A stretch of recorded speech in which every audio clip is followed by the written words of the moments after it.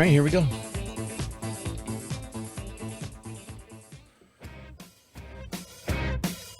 Are you just trying to navigate adulthood in a world that still expects you to have it all figured out? Welcome to This is 50 with your host, Travis Holmes. Well, I got some updates. Excuse me. I got some updates. I've got some new things that are going on and some things that I'm not supposed to talk about. And trying to figure out how I'm going to talk. New to the show. Welcome to This is 50. This is my mental health show. This is where I get some things off my chest. And being 53 now, I'm learning a lot more what it's like to be a full-size adult. Not like a miniature guy, you know, like a midget. Can we say midget still? Fuck it, I'm saying it. You're a midget. Little person. That takes too long to say. So I did it. If you're wondering what I did, and with today's show being on Saturday, I normally do this show every Friday at 3 p.m. Eastern Standard Time, just outside of Charlotte, North Carolina, a little town called Marshville. I usually do this show on Friday, about 3 o'clock. We're live streaming today, though. Today's Saturday. It's 2 o'clock on Saturday. And a little slow this morning, getting out of bed. A little slow, getting things around. A little slow, eating stuff. Trying to get my fog out. But I did it. I did it last night. I DJ'd what some have labeled the Mormon dance party. And boy, was it ever. Jesus Christ. So there's so much I want to talk about. I mean, it's all good. There was one bad instance, maybe two, depending on what side of the angle you want to come at it at. But there's one bad instance where I felt unsafe, which you shouldn't feel that way in the house of God. You should feel absolutely at peace and ease. And I think Jesus himself says, if there's not a sinner amongst us, we should not fear ourselves. If he didn't say it, that's a pretty goddamn good statement. So there you go.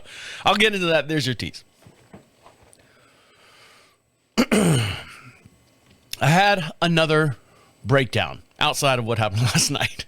I had another breakdown with the whole thing that was going on with my dad and the argument that we had and the fighting that we had. I say fighting, not like yelling fighting. It's when two men, well, there's a broad spectrum as far as men fighting. There are men, dumbasses, that just throw bows, you know?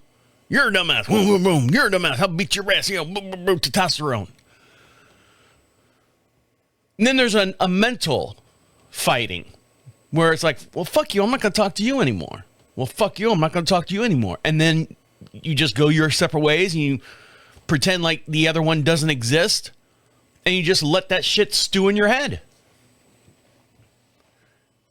Well, if he says this to me, I'm going to say this to him. If he says this to me, I just let him have it and tell him this and all this other stuff. So that went on for about 5 days straight. My dad and I didn't talk. The only thing that I said to him, and I felt bad saying it to him, was in the middle of the week, like Tuesday or something. He made breakfast, and our refrigerator, our Samsung refrigerator, has the freezer on the bottom, the deli drawer. You know, you can make it cold, you can make it cold, or frozen, I guess I would say, like freezer. And then the two barn doors. Well, one of the barn doors has it's a smaller door. Like if you reach on the bottom, you can just pop it open and there's a shelf to where you don't have to open the whole thing. It saves on electricity, right? Well, it doesn't when you leave it open. And my dad is famous for not shutting that thing because it's not an automatic spring that shuts it. You physically have to inertia to get it closed. And he leaves it open all the time because all his condiments are in that shelf. All his pickles, all his mayonnaise, all his mustard, all that stuff is on that little shelf. And I walk in his room and I go, Dad, what? You left the refrigerator open again. He just looks at he doesn't even look up from his TV monitor, which is 2 inches in front of his face as he's watching TV. If you're watching us here on the YouTube channel, we're live for a segment, by the way. If you're watching us here on the YouTube channel, let me go back to that camera angle. This camera angle right here, this is how he watches TV. The way I'm sitting in this chair, looking at my monitor here, and I got a 32-inch monitor right here, this is how he watches TV. Just stares. I mean, he's a foot and a half in front of it. Because he can't hear, he can't see either. So his eyes do not come up from that monitor. When I said, Dad, you left the refrigerator open, he goes, oh, shoot me. Now, younger Travis would have said, what the fuck did you say? If someone was to say that to me, what the fuck did you just say? Me, I just went, it's not even worth it. It's not even worth it. Fine. I'll shut it. But it's getting to the point now where every time I go in the kitchen, every time he goes in the kitchen, I have to physically walk behind him. Couple reasons. Make sure that the stove's not on still. Gas stove. 2, make sure the refrigerator door's closed. 3, he hasn't left anything that's frozen out on the counter and forgot to put it back in, because he's digging through the freezer to get his shit. Because all his meals are frozen. So with all that stress, and then I did something. I did not realize I did something. My wife asked me to do something as a favor because I messed up. I forgot to tell this guy something, and I'm like, shit. Let me call him real quick. Now, I'm not supposed to talk about this, so I'm being as generic as possible. The only thing I can say is I'm sorry. I didn't know that what I said was that that hardening for some people. Hardening's not the word I'm looking for. I'm trying to be fancy here, and the word's not coming to me right now. I told the guy this. I said, hey, blank, please and thank you, and I just hung up. Not being rude, not being anything, but this person, you need to direct him a certain way. Tell him A, B, and C, or he's going to get it all sidetracked. And I thought that's what I did. And I guess I said something wrong, and it just got blown out of proportion. So I've got the stress of my dad not worrying about, or not giving care in the world, and me, I've messed up other people's lives. I don't know what I did. Some people were mad at me. That's all you know. I have 2 groups of people, in-house groups and out-house groups.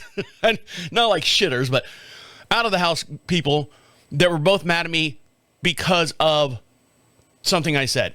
And it was weighing on me. It was weighing on me heavily. Heavy. It weighed on me a lot. So, you can tell, a little foggy this morning. Oh, those Mormons, they know how to kick it up.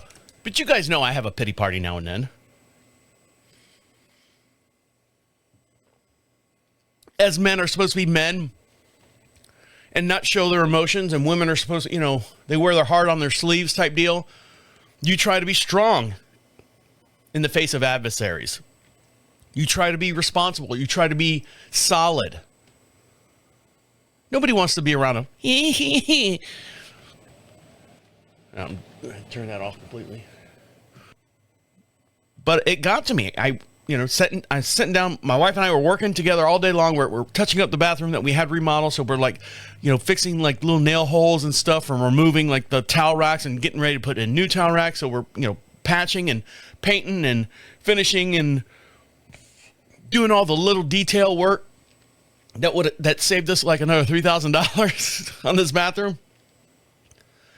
And, both of us drinking beers and relaxing and stuff. And then, you get inside your own head, and I broke down. I sat down. I've got a dressing chair. I've got a chair that I sit in, big leather chair that I sit in to watch TV. It's like a little bit bigger than a love seat. I like it. My wife hates it. I love it. It's like red leather. She's like, that's so ugly. Like, I know. I love it. It's got all the studs on it and stuff around the armrest. And then I've got just like this little solid wooden chair that, when I put my socks on and stuff, I sit on it because it's a nice solid surface. So I sat down on it as my wife was doing something, cleaning up or doing her hair or makeup or something in the evening. And I started bawling. She's like, what's wrong? I said, I'm not doing well. I'm not doing well at all right now. And she's like, what's wrong? I said, basically what I told you guys between my dad not talking to me and the argument that I started by saying something and the people outside that I was trying to fix something. I was told a message, and I guess I relayed the message in my own words wrong. I thought I was doing right. I had that weighing on me too. I said, I'm not doing well. And I was not bawling, but just, interior crying. Is that a thing? And she's like, well, we'll talk about it in the morning. Here's your dinner. I'll leave you alone for a few minutes and we'll talk about it, when you collect all your thoughts. Next morning, she's like, how are you? I said, I'm embarrassed. She's like, what are you embarrassed about? I said that you saw me that way. Normally, believe it or not, when things like that happen, I'm in here. I'm in here in the studio, whether I'm editing or something like that, but this is my space. So if I want to bawl and cry like a little girl, I don't know why we're always saying a little girl, just like a human that's having issues, having problems, mental issues. I keep it in here. I get it out. Oh my God. Once you get it out, I take a deep breath and I'm like, I feel better because it's out now. Unfortunately, this coming out, this issue came out in front of my wife. And I felt embarrassed that she saw me like that. And the next morning I was fine because I got it out. Well, you shouldn't keep stuff inside like that, Travis. You don't understand. You're not a man. And whether you're a man or woman doesn't matter. A lot of people keep stuff inside. A lot of people explode. There's a reason why, the mental health issue in America or the United States or wherever it's at, worldwide, is failing. There's no help. And fortunate enough that I'm lucky to do this show and hopefully get the message out to you people out there. So yeah, I had a little breakdown. Next morning, I'm perfectly fine. My wife's like, how you doing? I said, great. Not great, like, I'm great. Let's never talk about that again. I was like, no, I'm good. I'm glad you saw that.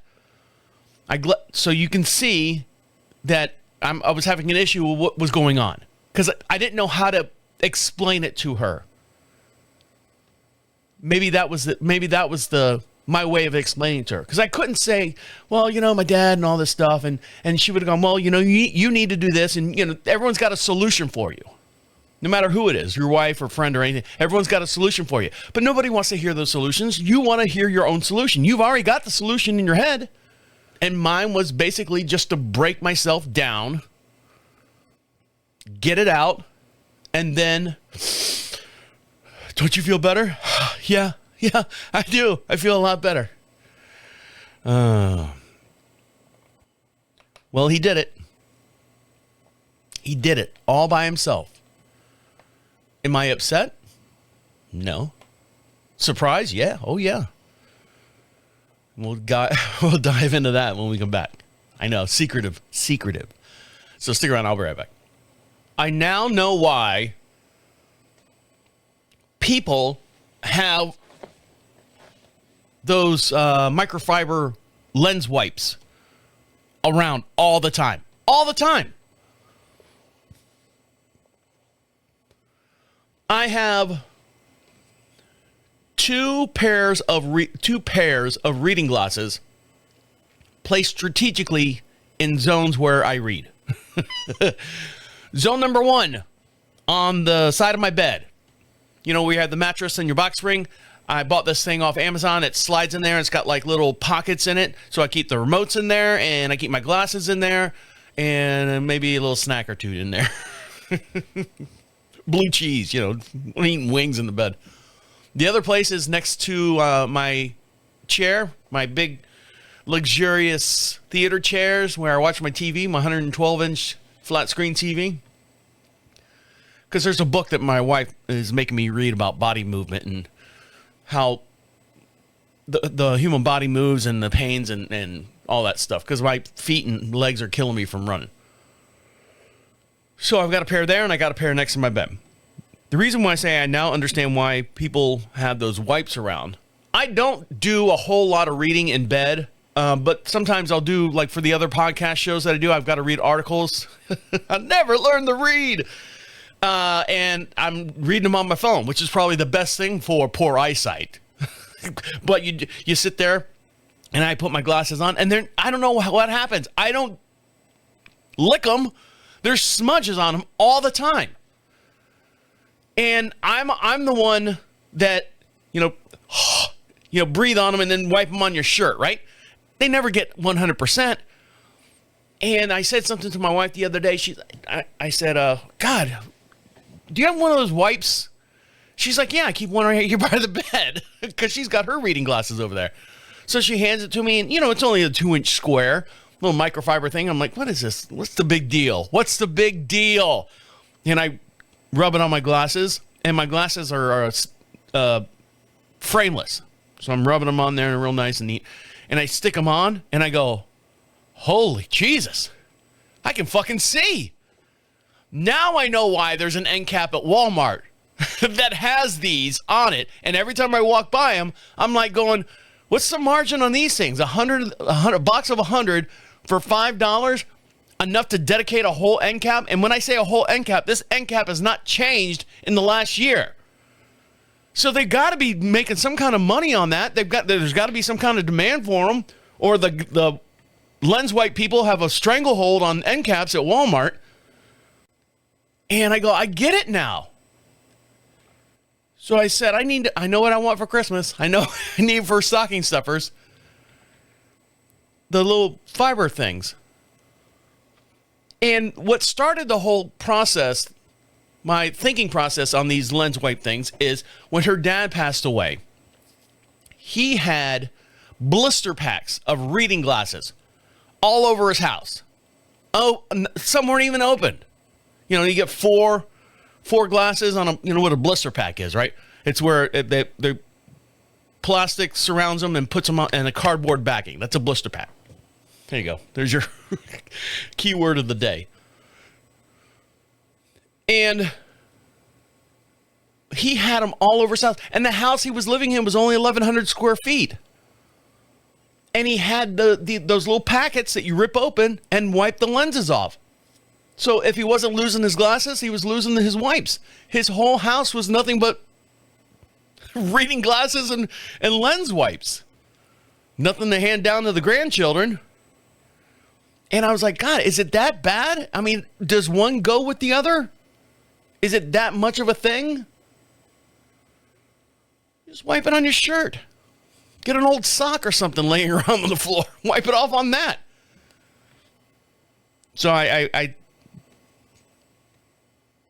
that's a necessity now. That's another thing of getting older that I realized that I need, that I did not know that I needed. So my dad did it. He had an appointment for a doctor's appointment up at the hospital. This is the follow-up appointment from when he went last week that put him in the emergency room. So during the whole argument spell, the code of silence that we have taken between the two of us, I told him, Dad, I can't drive you on Monday to your doctor's appointment. This is the week prior. I said, so you need to get a shuttle, sign up for whatever shuttle service, get that ball rolling for them to pick you up and drive you to that appointment. Now, this is 2 days after him coming home back from the emergency room. Hey, Trav, I can drive. Okay, you know what, Dad? You go right ahead. My wife's like, babe, look, he's already got it made in his mind. He's going to drive to that appointment. He's going to go and be independent. Do I blame him? No, I don't blame him. If he wraps himself around a tree, now there are not a whole lot of trees on the side of the road, but there are ditches. We're in North Carolina. There are 2-lane country roads, man. Those roads go up, down, left, right, real quick.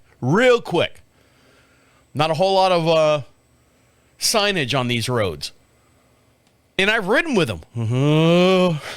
White knuckle that thing, and I'll dive into that story a little bit later too, if I can remember it. So what he did was, he has an electric scooter. And when I say electric scooter, it's small. I mean, it's, you know what a carry-on luggage bag is? You know, you put in the overhead compartment. The body of the scooter is that big. It's small, and then the handlebars, collapse down on top of itself, and you carry it like a friggin' suitcase. He's got one. Because when my mom was in and out of the hospital before she passed away, that was the way my dad got in and out of the parking lot. He had that little scooter because he was 165 pounds. For a man who's 6'2". Old, frail. He couldn't walk. Still can't walk today, but still. He's more capable. He's more maneuverable. So what he bought himself a while back, was one of those red, well, it doesn't have to be red. It can be blue if you fucking want it to be. But it's one of those walkers with the big wheels on the front. The normal... the nursing homes, usually they stick the tennis balls on the front, so you can slide it. Well, my dad's got the ones that has the wheels on the front. Big 6-inch wheels on the front, and it's got the handbrakes on the thing, on the handlebars. I can ride my bike with no handlebars. So he uses that to go from the parking lot to his appointment. Now, he doesn't know that I know all this. So he drove, and I've got that Life 360 on my phone, and it will say something if someone gets into an accident. Now, he does have that little camera, dashboard camera, to record any accident he's ever been in or will be in or whatever. Why do you have that camera? Because I'm old. I can't remember if I hit someone or not. Great. Bouncing kids off the bus stop. So he goes to his appointment and then comes back. And I stick my head in there. I go, how was the appointment? And we're still mad at each other. Fine. Okay. Anything I should know? No. Okay. You got a physical therapist coming this week, right? Yeah. When? I don't know. They don't tell me. Okay. All right. Focus on your TV there. So the physical therapist calls the day of. I'll be there between 10:30 and 11. My dad comes out at 9 o'clock and says, therapist is going to be here between 10:30 and 11. I said, today? Uh-huh. That's what they do. All right. So when we come back, I'll introduce you to Connor. Connor. So stick around. I'll be right back.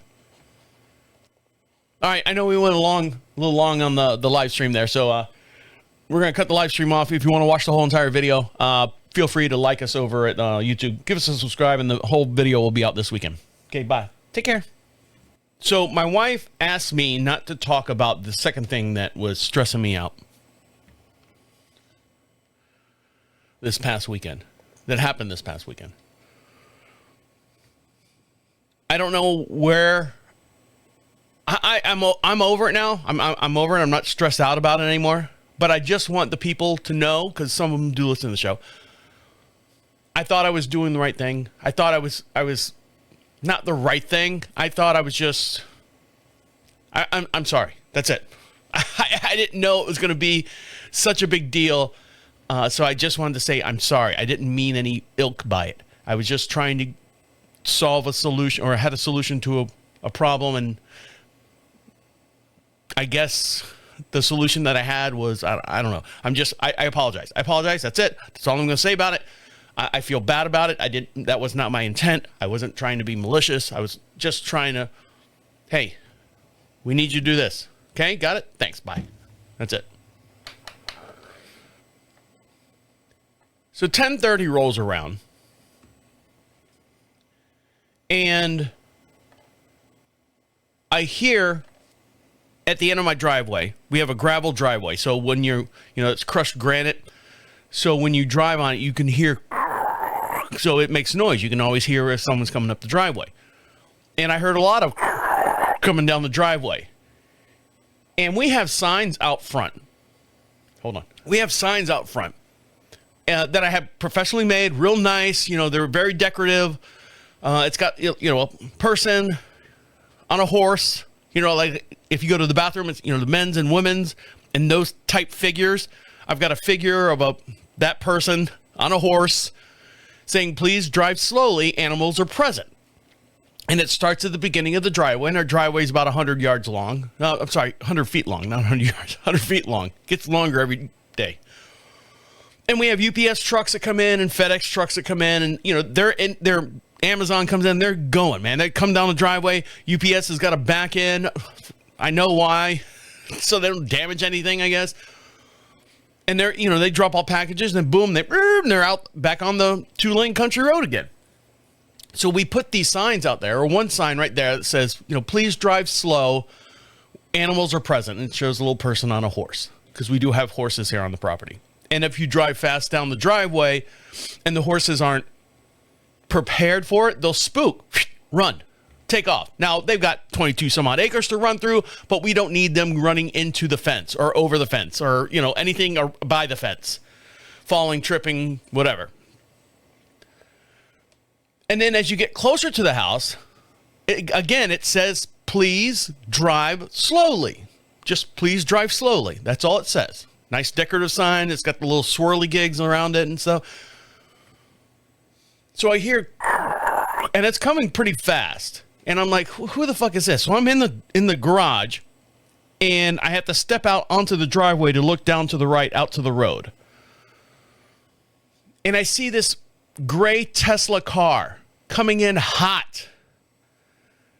And our 3-car garage, you kind of come into it and you got to kind of turn to the left to get to the garage. And he pulls in, and he's Tokyo style. Like he's taking up 3 parking spots in front of the garage. This Tesla. And I go, who the fuck is this? And then I hear more crunching.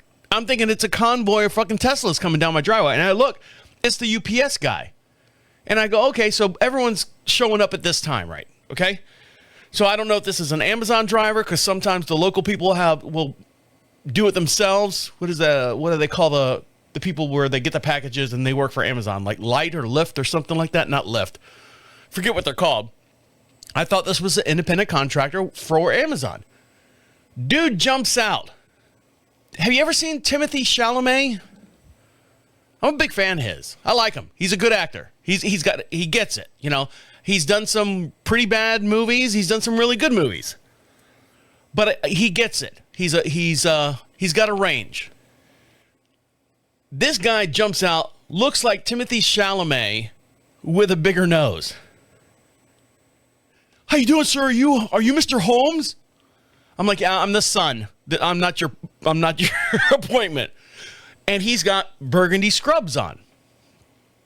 Now I'm looking at this Tesla, and it looks like a rental car. I think it is now that I think about it. Because the rims are all fucked up, and I'm like going, God, this is garbage. And the only reason why I say it's a rental car, because Amy and I, when we went to New York one time, she's like, you want to rent a Tesla? I'm like, yeah, let's rent a fucking Tesla. So we go to Budget Rent-A-Car and we rent a Tesla. I'm like going, this thing's a fucking piece of shit. It's all scratched, and well, it's New York too, but still, the hubcaps have been curb riding all day long. I'm like going, and this is what this car looked like. He's like, I'm Connor. Connor? Is that your first or last name? This is my first name. Connor Thompson or something like that. And I go, okay. And I literally, old man looked at him and go, so you going to leave the car right here? You're going to just park it right here in front of my, I got the side-by-side in here. I've got my wife's car in here. You're just going to park it right here in front of the garage. Oh, yeah, I didn't know if the UPS guy needed to get by me and stuff. And I'm thinking to myself, obviously this kid is young. Because if he needs to... Connor. UPS people don't need a place to turn around, okay? If you've ever known, ever had packages delivered, they do not need a place to turn around. They need a place to back in, jump in their vehicle, and then go straight back out on the route. That's how they're taught to drive. This guy has never been in the private sector. Is that what they call it too? God, I'm full of nouns today. I didn't need Jesus. He goes, I didn't know if the UPS guy needed to get around me to turn around or anything. I'm like, no, he's fine. Believe me. I know. I can hear him. Not even looking at him. I go, I know he's fine. Yeah, I guess I could have parked a little better. Yeah, you think? First impression, you fucking Tokyo style drift right here in my driveway with this piece of shit fucking Tesla? Where's Mr. Holmes at, the patient? I said, he's inside. Come on, Connor. So we go inside. Walk inside the house, and my dad's like in the kitchen, like, oh, I'm in the kitchen and you're in the kitchen. I'm like, Dad, your physical therapist is here. Oh, you're not going to yell at me? That's what his eyes said to me. So Connor is the only, the energy that he has, and I'm referring back to Timothée Chalamet, is there's a skit that he does with Pete Davidson. Drip, water, drip, splash, splash, drip, water, drip, splash, click, click, bang, bang. Whatever that skit is, I don't know. It's hilarious. Every time I watch it, I think it's so funny. That's the way this physical therapist was. Hey, my name's Connor. I've been doing this for like 15 years. Not really, but I've been wanting to do it for 15 years, but I've actually been doing it for like 7 years. And he's with the arm motion, and he's the spitting image of him. And he's going through, he's going through all the motions and giving us a breakdown of, he wants us to know that he knows everything. And he's regurgitating like his class lessons and stuff. So what we do in class and stuff, we make sure that the person, the subject, can walk down, and he's using all the technical terms and no bedside manners whatsoever. We want to see you walk, that far, and if it takes a minute and a half to come back, the next week when we come back, we want it to be 45 seconds. He's going back and forth, back and forth. All right, Connor, slow down. My dad is not on your level. So I stay in the kitchen with him, because that's the common area for everyone. And we're standing around the island, and he's asking my dad stuff, and I'm answering. Not answering because my dad can't answer. I'm answering because I'm answering faster than my dad can think about it. And he's driving. Yes, he's driving. Do you have any physical issue problems? I said, well, he fell and stuff. Does he have any disabilities and stuff? And I said, no, he uses a little walker with a little rolly wheel on it and stuff to get around. Okay. Does he have a cane? Yes, he uses a cane, not all the time, because he can rely on the island. He can kind of hold onto the island as he maneuvers around the kitchen. Okay, and all this stuff. So he was here for about 45 minutes. Now, whole entire 45 minutes. He told us how he met his wife at the physical therapist place, in school. Of course, they married. It's his wife. They work as a team. He told us how his own grandfather was scammed out of $2,000 from the company that he works for. Yeah. Yeah. And he's in the process of trying to claim back his identity because someone stole his identity and charged whatever $2,000 to his grandfather. And he was going on and on about the story. And he's talking to my dad, Mr. Holmes. All right, Mr. Holmes. We'll just call him Oliver because that's his name. All right, Oliver, I want you to do this and this. And yeah, I'm going through like lawyers and stuff and trying to get all this stuff. Okay, and Oliver, I want you to do this. And, anyways, when Connor left, before he left, he said, so I'll be here once a month, but my wife should be coming during the weeks. So he left, and my dad went back. I said, you feel all right, Dad? He goes, yeah. Actually, he said, yeah. He went back into his room. So I come back up to the studio, and I start working on some stuff. So I'm sitting here working on some stuff and editing, and so my mind kind of drifts and stuff, and I go, so your grandfather is being scammed out of $2,000 from the company that you work for, and you and your wife are a team. And you're the main guy, and she's the secondary physical therapist for my dad. So got inside my head, and I went back downstairs through the courtyard and everything, and back into the house. And I said, Dad, you feel confident about Connor? Yeah, he's all right. I said, you don't feel a little iffy, wishy-washy about? No. And then I explained him, like I said to you. I said, Dad, just watch your account a little closer this month, this week, today. Just watch your account a little bit and see if you see any weird charges and stuff. Because in the process of us talking back and forth, and he was saying about his grandfather being scammed out of $2,000, he asked what my dad did for a living or used to do. I said, well, my dad used to be a mortgage broker, mortgage lender, mortgage broker. He was in finances. So he knows when a scam or something like that, he watches his account and all that stuff. Even before the thought of him scamming us came into my head. So when I said that to Connor, he said, oh, really? Oh, okay. Like, maybe I should back off of this, what do they call him, the mark? When they're going to scam him? Maybe I should back off this mark.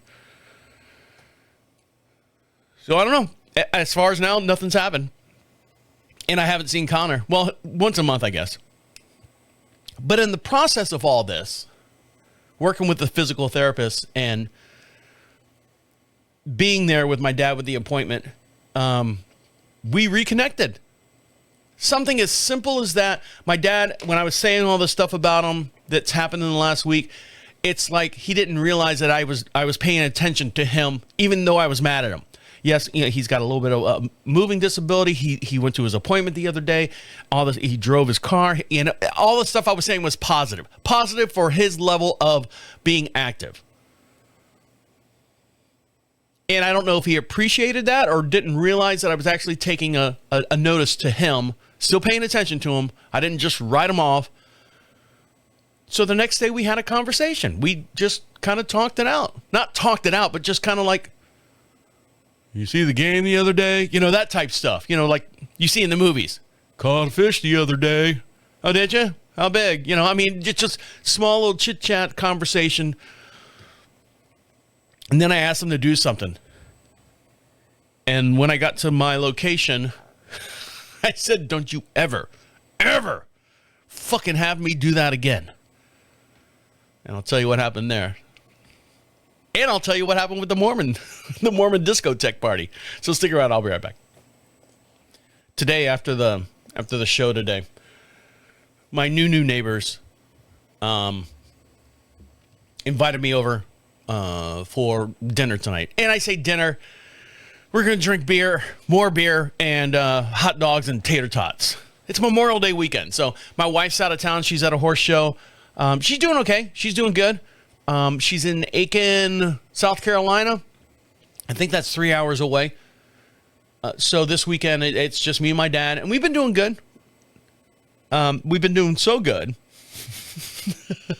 that I brought my truck in, my Chevy Silverado 2500 series, high country, into the dealership. When we bought it, one of the package that we bought, just because I know me and I know the size of this vehicle, that I'm going to get a dent. When I say dent, car dent, ironically enough, I was mowing the lawn and one of those granite gravel chips flew and hit the side of the door. Bing! Nice little dent there. Thank you very much. But the package that we bought is called, in essence, a scratchless dent repair. Or paintless dent repair, sorry. I don't know how they do it, but if there's a dent, you know, about no bigger than a golf ball, that's the thing. They will pull it out, I'm assuming rolling it somehow to where you can't even tell. Now, if there's a little paint chip or something like that, they don't touch it. You got to go in the service department and buy the little marker pen thing. And I've taken in before when the rock got into the side door and came out. And I'm thinking it's going to have like a ripple or something to it. It's going to look... No, it's fucking perfect. So I said, well, hot damn. Now my wife takes that big truck to her office, which is a campus. It's like parking at a mall. There's so many people that work there. So I'm like, babe, park in the back. She's like, I don't like to walk that far. I'm like, babe, this truck barely fits into one parking spot. Sure enough, as I'm detailing the truck, there's a door ding. There's a door ding. Fuck! Somehow, I guess someone was putting something over the side of the bed. and the wheel well, the fender well, whatever, has a small little bink. And I'm like, God damn it. So I set up to bring it in for the package because it's free. I mean, I paid for the package, but it's free. I don't know how long it's good for, but fuck it. I'll use it until it's fucking exhausted. So I schedule it. Well, the guy's going to be here on Tuesday. Okay, fine. I'll drop it off on Monday. Can you shuttle me back to the house? This is a 2-for-1 story here. Yeah, we can do that. Just, what time are you going to be here? I said, well, I'll be there about 10 o'clock on Monday morning. Okay. All right. We'll have a shuttle driver here for you. Okay, cool. Drop it off so they can have it all day on Tuesday, and then they're going to send a shuttle driver out on Wednesday to pick me up. So I drop it off. Here's a 2-for-1 here. And I get the shuttle driver. Older black man. When I say older, I'm 53. He's probably 62, 63 years old. So we're kind of like, we might have had friends or neighbors or someone growing up. We were in that same age group. We understand a lot of things. We're not like he's 90 and I'm, 10, which would be weird in a car anyways. What are you doing there, Barry? I know that black men of a certain age have a football team that they like. I'm guessing this guy likes the Dallas Cowboys. I don't know. Just a hunch. I don't know. It just came out. It's the first time I said it, but I was thinking it. All the way home. It's a 25-mile ride home. I didn't say anything to him, but he's got sports talk on the radio. Perfect. Fine. I don't care. I love talk radio no matter what it is. I just love talk radio. I love listening to people voice their opinions and stuff because it makes me think. Instead of the music and stuff, I don't listen to real music anymore unless I'm like mowing the lawn, and then I get bored of the 4 songs that they play all the time, and I'm like, fuck this. I'm going to go back to listening to talk radio. And they're talking about dodgeball. They're talking about high school sports. They're talking about all this stuff. And I'm like, and they had a couple little funny segments, and I kind of laughed and stuff. And he laughed a little bit. But between the two of us, we did not say a goddamn thing. Even though I know we had some common ground somewhere. I didn't want to force the conversation. I really didn't. I didn't want to stare at my phone like a friggin', he's probably thinking, look at this millennial guy, staring at the phone. So we're driving back, and there's a 2-lane left-hand turn to turn onto the actual country road that I live on. And the guy in the lane on the right-hand side of me is supposed to go straight. He fucked up. I'm in the passenger seat. He goes, Spanish guy, hey, derecha. Which means right, I know. I'm like, I looked at him, I go, I just shook my head. I said, I don't know. I'm not the boss. And I said to the guy, the black guy that we're listening to the talk radio with, and I go, hey, just to let you know, this guy on my right-hand side just asked if he could cut in front of us. I didn't give him the okay, but he might do something, okay? He might dart out in front of you. I don't want you to, crash us or anything like that. The black guy goes, well, he made the lane choice he made. I said, true. He goes, he ain't going to get in front of me. I said, yes. Now, I tell you that little story to tell you this. When he dropped me off, I said, hey, man, I appreciate you. His name was Dave. I said, Dave, thank you very much. I had like $3 in my wallet. I handed him $3. I said, I appreciate this. This is all I got. I apologize. I hope it's enough. He goes, son, every tip I put in my collection plate at church. I said, oh, really? Well, have a great day then. God bless you, son. Have a great day. I said, you can just back out here if you You don't have to come all the way down the driveway. You just back out here. Drive slowly, though. I got animals present. So I just thought that was weird. Not weird in the sense that, you know, he was appreciative of the tip and was letting me know that it wasn't going into his pocket. It was going in Jesus's pocket. But the conversation we had before that about that motherfucker ain't coming in my lane. He didn't say that, but I mean, that's the attitude he had. Well, that's the lane he chose. He ain't getting in front of me. You know, are we supposed to like part C's and stuff? I don't know. Tuesday comes and goes. Truck's done. Wednesday, dealership calls me, says, we're working on getting a shuttle driver out there for you. This is where it gets interesting. I said, okay. What time is that? I said, I got to work at 11. Making shit up, you know, pushing the buttons here. Well, we'll get him out there by 10:30. Is that okay? Yeah, that's fine. So 10:30 rolls around. I go and sit on the front porch and I wait. My dad goes, What are you doing? I said, I'm waiting for the shuttle driver. Oh, I can take you. I said, Dad, I know. And we're on speaking terms now, so we're friends. You know, everything's good. I said, Dad, I know. I appreciate it and stuff. I said, this is already set up. I didn't know what condition you were going to be in today, whether, you were feeling all right after, all the other stuff. And the nurse came prior to that the day before and said his heart rate was up to 110 beats per minute. So I didn't know how you were going to feel today, so I didn't want to force the issue. I went ahead and set up the shuttle to pick me up. Hopefully Dave will come out here and we can chit-chat some more. So 10:30 rolls around. Quarter to 11 rolls around. 11 o'clock rolls around. I'm like, fuck. All right. It's going to be one of those things. Quarter after 11 rolls around. 11:30 rolls around. Hello. Hey, Mr. Holmes. This is Don over at Hendrick Chevrolet. Just to let you know, the shuttle driver just came back from South Carolina.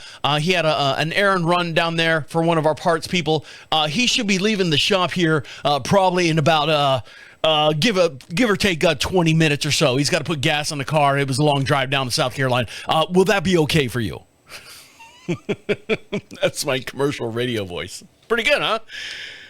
I said no. I said, I'm already late to work, man. Oh, I'm sorry to hear that, Travis. So what would you like for us to do? I said, hold on one sec. Dad? Her? Dad? Her? Are you okay to drive me? Are you capable of driving? And I'm pouring it on. But are your legs functioning that you can drive me to the dealership? Yeah. Oh, yeah. I said, all right. Charlie, whatever I said his name was. I said, my dad's going to drive me down. I'll be down. Oh, I'm so sorry, sir. Thanks for your cooperation. We'll see you soon. We'll have the truck ready for you. Okay. Bye. So my dad and he's got a Ford EcoSport, 3-cylinder. You can stick one hand out the driver's side window and one hand out the passenger window at the same time. That's how small this car is. So we'll take a quick little break. When we come back, I'll tell you the route that we took and what happened there. So I know it's a little long, but we missed the day and I got a lot of shit to talk about. And I'm gonna dive into the Mormon Discotheque party. So stick around. I'll be right back.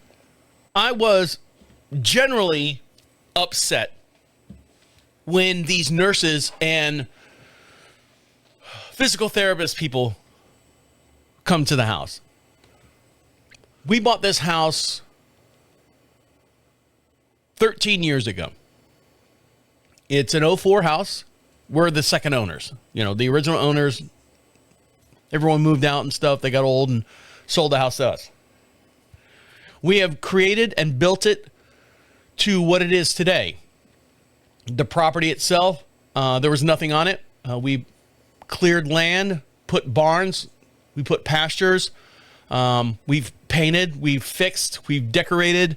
We've done a lot of stuff to this house. Now, there's still age issues. There's some rotting around some of the windows, but that's exterior stuff. It's not interior stuff.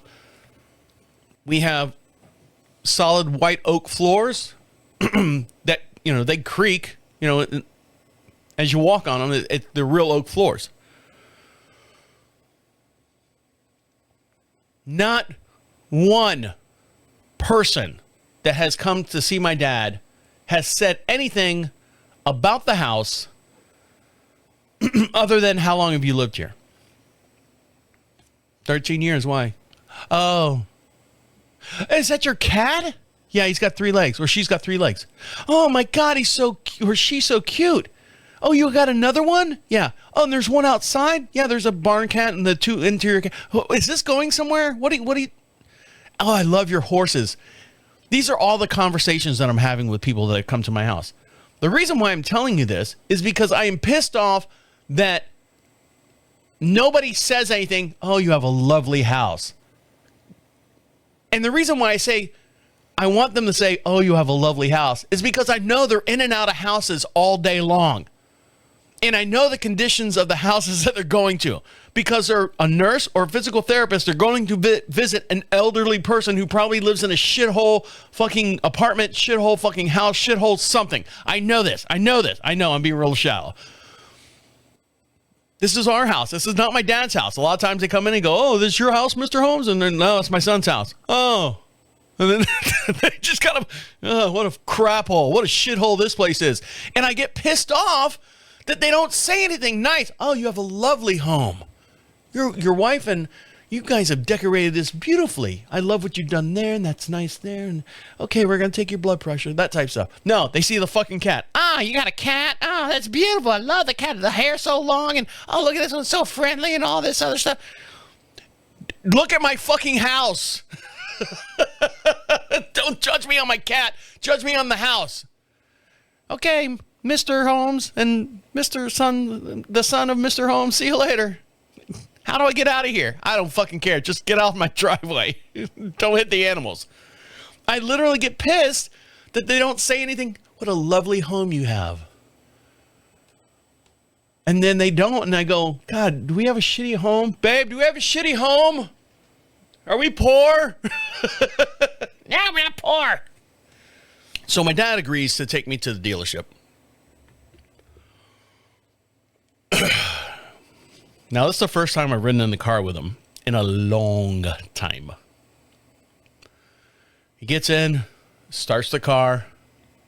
We put our seatbelts on because that's the law. And it's smart, especially the way he drives. And we take off down these 2-lane country roads. One thing that Connor said to me during the physical therapy, my dad has neuropathy on his feet. And he explained this very, what that means to me in a person in the real world and watching my dad move. He explained that we as humans keep our balance based on our feet touching a surface, right? So our feet feel the ground and all the nerve endings and stuff on in our pads of our feet tell our body how to adjust to stand up so we don't fall over. Okay? When you have neuropathy, you don't have any feeling in your feet. So your body relies on your eyes and the other senses around you to keep yourself upright. If you're walking in the kitchen and there's a hill or something like that, not in the kitchen, but there's a hill or something in the way, your body sees that, adjusts itself so you don't fall over, right? He goes, now take the light out of the issue. If he was in a dark room and had to walk up a hill, he would fall because he doesn't have the sensitivity on the bottom of his feet to keep himself upright. I said, well, that makes total sense. Thank you very much, Connor. Appreciate you. So I tell you that because to drive a vehicle, I don't know if you're aware of this, but there are 2 things that you need to do. Stop and go. My dad does not use the gas pedal. He gets the gas pedal, he puts his foot on the gas pedal, and then clicks in cruise control. Now, remember I said these are country, back 2-lane country roads. There's the word I was looking for. And they go up, they go down, they go left, they go right, with no warnings. And he's flying into these turns at 45, 55 miles an hour, whatever he's got the cruise control set on. And then his braking He waits till the last 50 feet before he hits the brakes. And I'm like literally like nails into the side. And I kind of like, Dad, watch out. They're braking up here. Trav, I've been driving for longer than you've been alive. I go, I know that. And I'd like to stay alive. So let's pay attention to the road. Okay? And he drinks his tea. Do it all with me. Do this motion. Like you're going to drink something. And you tilt your head back. And then you come down and you put the teacup or whatever. He's got like one of those little thermoses and stuff back in there. That's worse than texting for anyone over the age of 80. When they literally say, don't drink and drive, they should have some kind of thing out there for don't drink and drive if you're over 80. Don't drink your tea and stuff while you're over 80. Don't drink and drive. It's like texting. Old people texting, sort of. You see where I'm going. So we get to the dealership. And he goes, you want me to wait for you? I said, no, my truck's ready. Go ahead, go. Dad, go. Go up way far away. Drive up the road because I'll probably see you on the side of the road coming by. I'll drive by you on the side of the road. You spun out somewhere. So he drives off. So I go to the serviceman. Hey, Travis, how you doing, man? See, your dad dropped you off. Yeah. I looked down. I shook his hand. I go, I appreciate it, man. Thank you for getting everything done. He goes, sorry about the old shuttle service. You know, the guy was in all this. He goes, I'm glad you're here. And I looked at him dead in the eye. And he thought, he almost had to call security. I was fucking with him, though. I said, if you ever make me do that shit again with my dad driving me to this place, I will fucking blow. I don't forget what I said. Something stupid. I said, my dad has no feeling in his fucking legs. I didn't say fucking, but for the story, he gets the punch through. And he's like, oh my God, I'm so sorry. I said, no. I told you this. I said, my dad cannot drive me. He just got out of the ER room. He has neuropathy in his legs. And then I had to drive here when my nails are in the friggin' dashboard trying to get here. He goes, oh my God. Well, you're here. All right, your truck's right over there, sir. If you just want to say, I appreciate it. Sorry. And he goes, we'll do better next time. All right, thanks, Brad. Brad. I think I'm ready for you. You ready? All right. I'm going to take a quick little break and come back. Talk about the Mormon disco. So stick around. I'll be right back. I did not get home from this party that I had the DJ. And I say DJ, I'm using that term very, very loosely. I've got the mixing board, I've got a laptop, and I've got someone's phone that's connected through Bluetooth through the mixing board. That's it.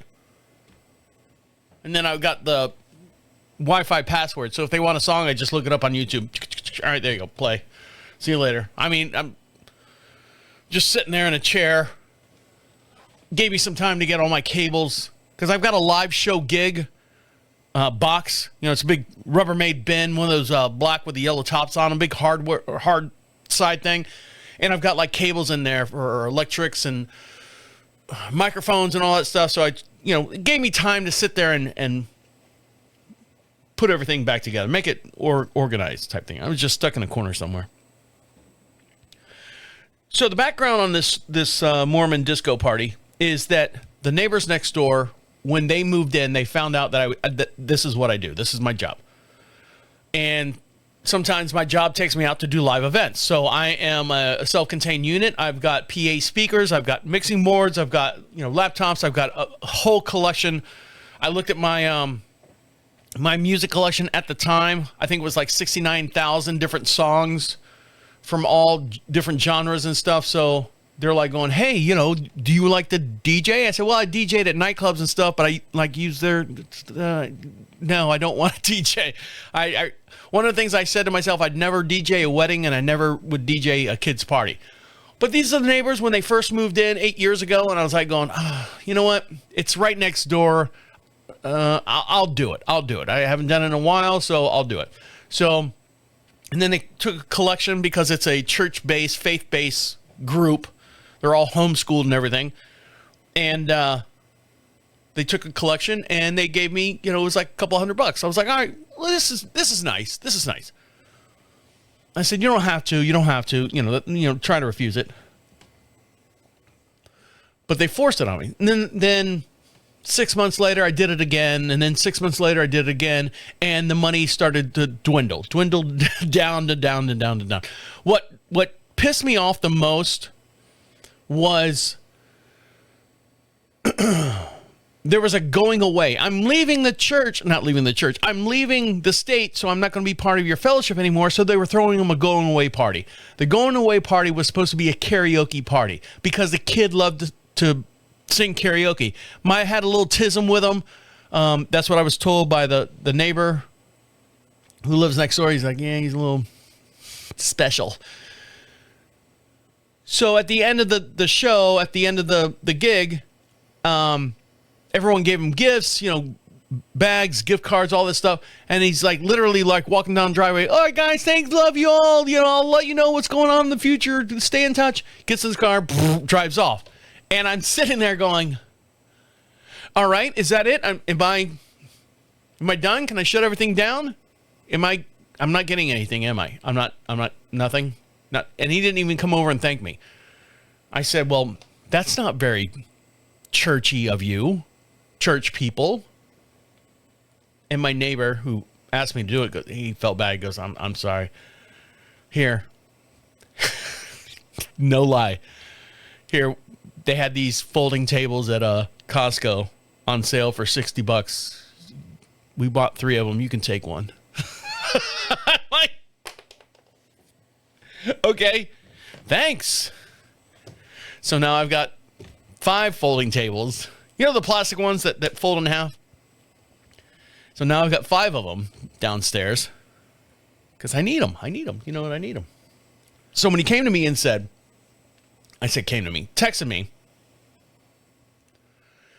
we are not on best terms right now. There's a whole back and forth with the neighbors and his dog running and attacking me. And his son, the boom boom. If you go back and listen to the one of the episodes that says boom boom, it explains his son out there beating on the friggin' garage door that just resonates through the whole entire house. It's annoying. No one takes care of these kids. Not that they're running rampant throughout the combine here, but when the father's not home, things get overlooked. So I was in the back of my mind, I was fighting with him. So he texted and said, hey, we're having our end of the year dance. We'd love for you to come over and DJ, whatever. No pressure if you don't want to. What the fuck am I going to say? It's my fucking neighbor. Am I going to, fuck no, I'm not doing that shithole, pie hole, fucking yeehaw, whatever granola shit that you guys do. No, I don't want to be part of that anymore. So I said, yeah, no problem. I'll do it. And my wife, then before I went over there, if they give you any money, babe, you take it. All right, I'll take it. Fine, no problem. So in the process of all this, I told you about my new neighbors were doing the gun range on the backside of the property, backside of his property. And I said, why don't you come over and while I'm doing the setup and stuff, why don't you come over for this little swinging party and you can meet them and you guys can talk it out and do all this stuff. We're all the same age. He's 51, I'm 53. The new neighbors is, 47 and 50, whatever. We're all the same age, within 5 years of each other. So we're adults. According to the law, we are adults. So they said, no, we don't want to go to the party, but we'll help you set up. I said, fine. You can come over, see my studio and everything, and help me set up, gather all the live gear stuff. We'll put it in the side-by-side. We'll drive it next door. Because, he's on, I think, 18 acres next door. So I got to drive over there, unload everything, and run cables and all that. So we loaded in and everything. And the new neighbor's wife, her name's Angie, we were walking out to grab something out of the side by side. And I said, so you've met them, right? You met everyone? She's like, yeah, they're nice. And I go, why did you look at me like that when you said they're nice? She's like, they're just a different nice. Now, Angie's from Tennessee, so she's got a little twang to her. I said, what do you mean they're different nice? They're like creepy, like, I said, like a cult? She's like, yeah, they're like, I feel like I want to join them. Are they always like, is everybody like that at this party? I said, yep. She's like, we ain't coming to the party then. I said, you're going to leave me here with these people? You and your husband was my last resort, my refuge. No, we ain't coming to this party. Nuh-uh. We'll help you load up. We'll help you load everything out the next morning. But we're not coming to this party. What are you doing? What are you doing Saturday? Come on over and have hot dogs and beer with us. So that's what I'm going to be doing after the show today. But I said, you son of a bitch. So they left. And so I'm killing time, waiting for the party to begin. And I'm sitting there in the DJ booth at 6 o'clock. They're starting to walk in. Now, let me explain the clientele at this place. It was supposed to be a kids party. When I say kids, high school kids, not elementary school, not like toddlers or anything like that, but they're all homeschooled. So I think, is there a grade level when you're homeschooled? I don't know. But they were afraid that no one was going to show up because I don't know. So what they did is they opened it to the whole church. So the whole church has this homeschooling as an addendum to the church. So there was more adults at this party. Which is fine. No big deal. 6 o'clock, fire up everything, start playing whatever playlist that they got, and they have like old Blue Eyes playing. And I'm like going, all right, here we go. Let's pull this cable out, rewrap this cable. And it's just on random. So the girl's phone, the teenage daughter's phone, it's just on random. So there's like old Blue Eyes and like, who's a Tony Bennett on there, and I'm like going, Jesus Christ. Now I've got a roadie cooler, and I got Beatrice in the back of the side-by-side. Beatrice is my roadie cooler. Holds a whole case of beer, never lets me down. But I have it in the side-by-side, and I'm parked at the back door. So I can just kind of slip out, pour me a beer, and then come back in with a generic cup. So I'm sitting there, and then the dance party starts. We want to hear, we're going to do there's one guy, he's the minister of the youth group, and he does this line dance. And I say line dance, what's the dance called where all the girls are on one side and all the guys are on the other side, and they kind of do the do-si-do back and forth, and then they hold each other's hand, they go right down the center, and everyone holds their hands up in the middle, and they run through it, and then one will come back around again, and then they do a little dance, and then they spin and turn and do-si-do, and then another group will go down the center, and they're holding their hands up above each other like a cult. Isn't that a cult dance or something? And they come back. I've got video footage. So on the Facebook, this is 50 Facebook page, I'm going to post this. I don't give a shit. They didn't tell me I couldn't post pictures, but I'm going to post the goddamn pictures up there. You can tell I'm getting hot. Tell I'm getting steamed about this. So I'm looking at the daughter's playlist. She's 19 now. I'm like, Jesus Christ, you were 11 when we started this. What are you going to do? I'm going to be a pilot like my dad. You going to Embry-Riddle? Yeah, there's one in Arizona. I said, don't go to the one in Daytona Beach. They fly into planes. Or I said that wrong. They fly into buildings. That's all they teach over there. So in the process of doing this whatever, the discotheque party, the music is either line dancing, and I had this just line dancing type music. This one girl came up and said, can you play Footloose?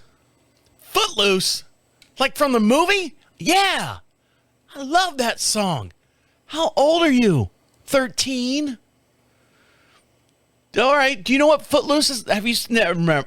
Never mind. Never mind.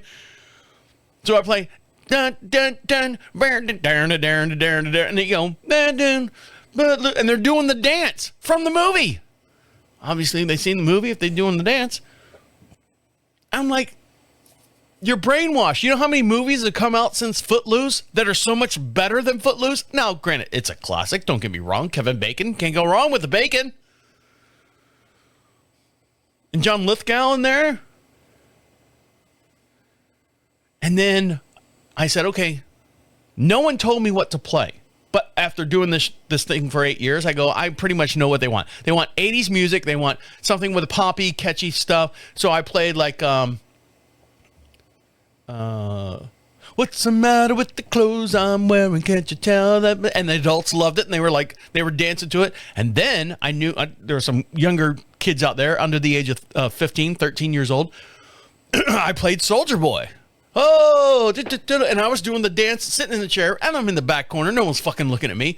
And one of the girls caught my eye, saw me doing the dance, and she's like, is that the dance? I said, yeah. And I got it on the screen here, and they're doing the dance. She's like, and she's trying to do it. She's like, play the song again. I want to do the dance. Like, okay.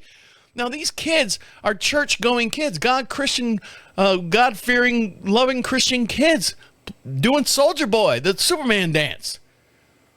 And then they Copperhead Road, and I'm like, oh God Almighty! And it's all safe music. Safe music is what I was playing. Couldn't play no Two Live Crew. I threw AC/DC in there.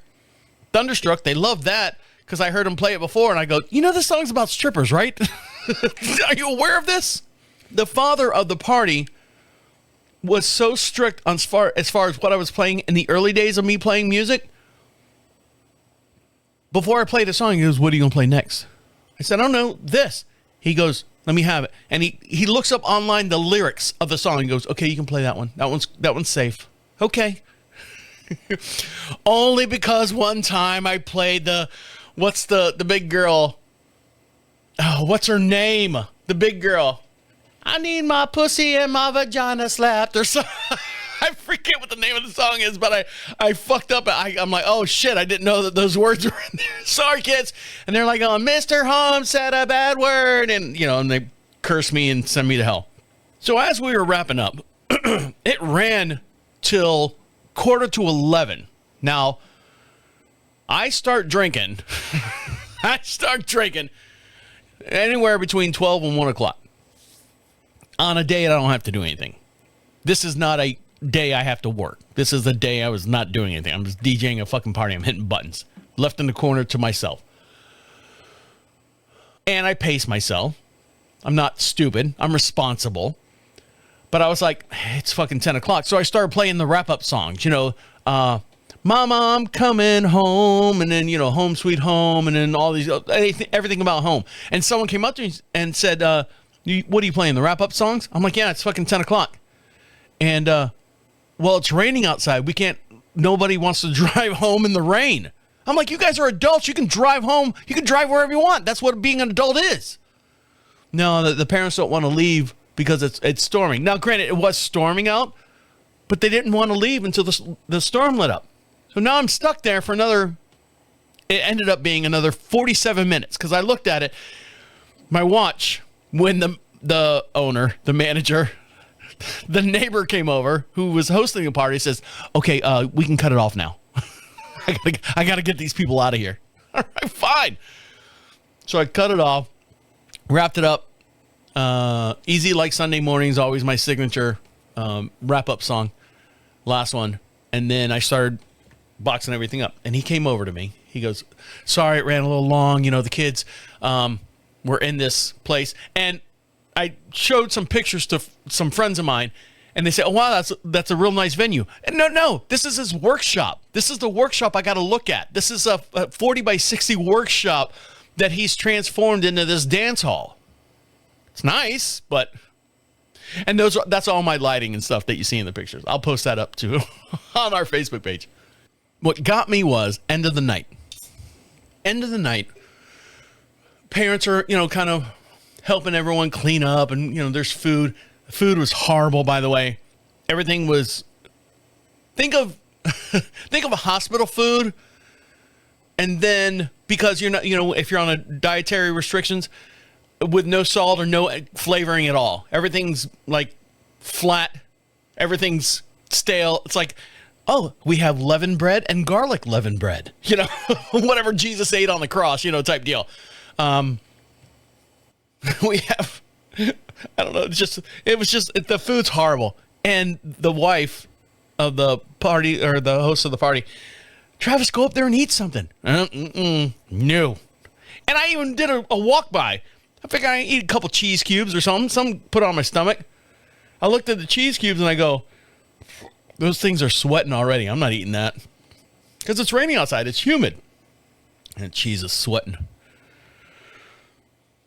End of the night, wrapping up everything, and disconnect, some of the power supplies and stuff. And the owner goes, the neighbor owner, high priestess, says, you can leave all your stuff here. I'll lock all the doors and everything, so it'll be all protected.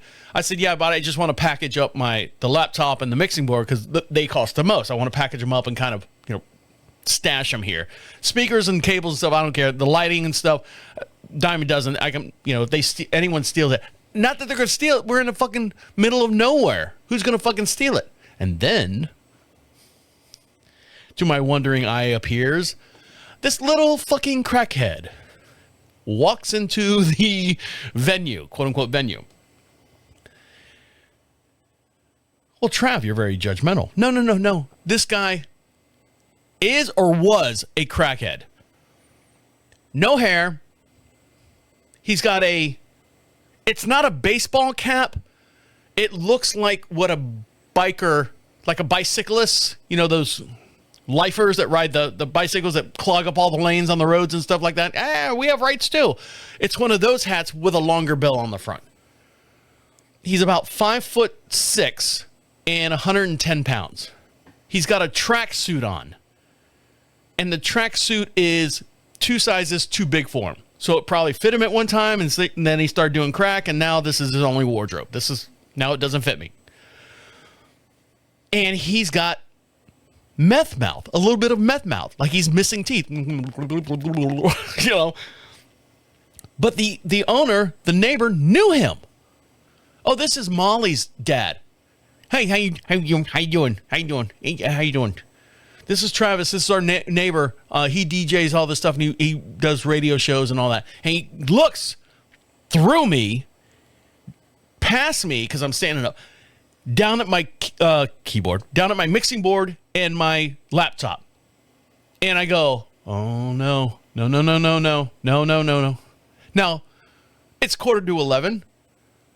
I've had my share of cocktails by then. And my mind started going, this guy's going to steal your shit. This guy's going to steal your shit. So I took a picture of him so I can give it to the police. That was my train of thought there. So I took a picture of him, and I'm wrapping up my stuff nice and tight. And I kind of, if he was going to steal it, I'm going to make him earn it. So I'm like burying it underneath, like the laptop underneath cables. And I've got, spools and spools of cables, electrics and stuff. And the mixing boards in a Pelican. You know what a Pelican box is? Pelican briefcase. It's a hard shell where the foam is designed for whatever instrument or whatever goes in it. And I've got one of those for my mixing board so it doesn't get damaged, so on and so forth. And I hide that underneath everything and threw like stuff on top of it and all that. So I'm watching them. That's what meth heads do. So he goes away. So the owner, the neighbor, comes up to me and he goes, hey man, appreciate it. And he's already palming the money. And when I shook his hand, I go, no problem, man. I appreciate it. I had a great time. Had a great thing. And as the money exchanged hands, of course you don't count it in front of the person. That's, ill. I can feel they're not dollar bills. And there's a lot of them. I'm like, ooh, I feel a lot of 20s in here. Is that a 50? But it's all like kind of curled up on itself, kind of ribboned together. And I put it in my hand. And I don't know what I said to them. Actually, I do know what I said to them. Where are we at on time? You want me to take a break? No, I'll wrap this up. I won't keep you any longer. I'm sorry. I said to them a little bit more. No, don't worry. I was getting the feels. The money in my hand, which I knew was a lot of money. And I said, you know what, guys? I said, and I had the husband and wife standing there. And I said, you guys have raised a beautiful family. I said, I've been doing this for 8 years for you guys. I have watched these kids grow. I have watched these kids get married and have children. I've seen these kids graduate from school and go on to do stuff that I would never thought a person would want to do or had an ambition to do. They've created careers for themselves. You've raised a beautiful family, and you've done well. And I said, I'm kind of jealous. I think I said that. I felt that way. But you guys did really well. And they've got, 3 kids still sitting at home or living at home. They're getting ready to branch out. Their other 3 kids have gotten married and have kids and all that stuff. One's gay, but he can still have kids somewhere.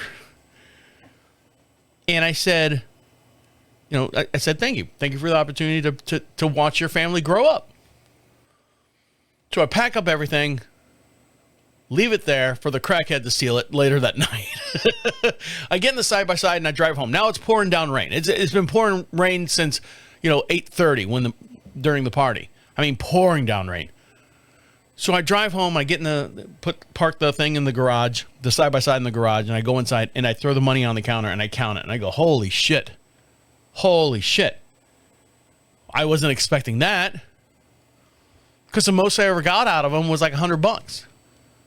And of course, the least would be none. So I texted them. I said, hey, thank you very much for the gratuity, the collection that you guys have made. And I said, I appreciate it. What did I say? I don't want to read it. I haven't read it since yesterday after, drunk texting. I will read it right now. I will read it right now. Let's see. What did I say? I said,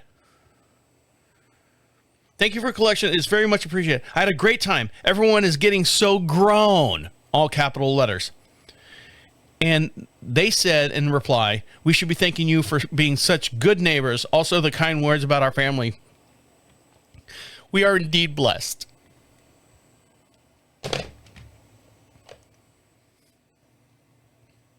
So I guess I said the right thing.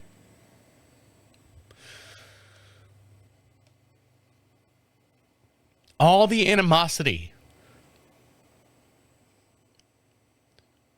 fighting with the dog, fighting with their animals, fighting with the sounds that they do to disturb my little life over here.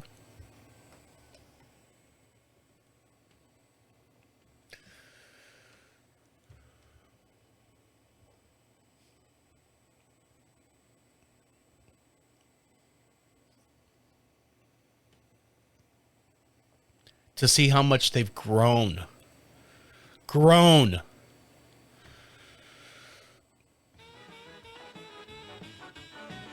I was just impressed. The last time I drank that many beers. Confess my feelings out to them. But it just came out. It just came out that way. So maybe that's what I was thinking in the back of my head. Truth comes out, right? So, all right, guys, I appreciate you listening to me work all this stuff out. I'll talk to you later. Okay? See you. Bye.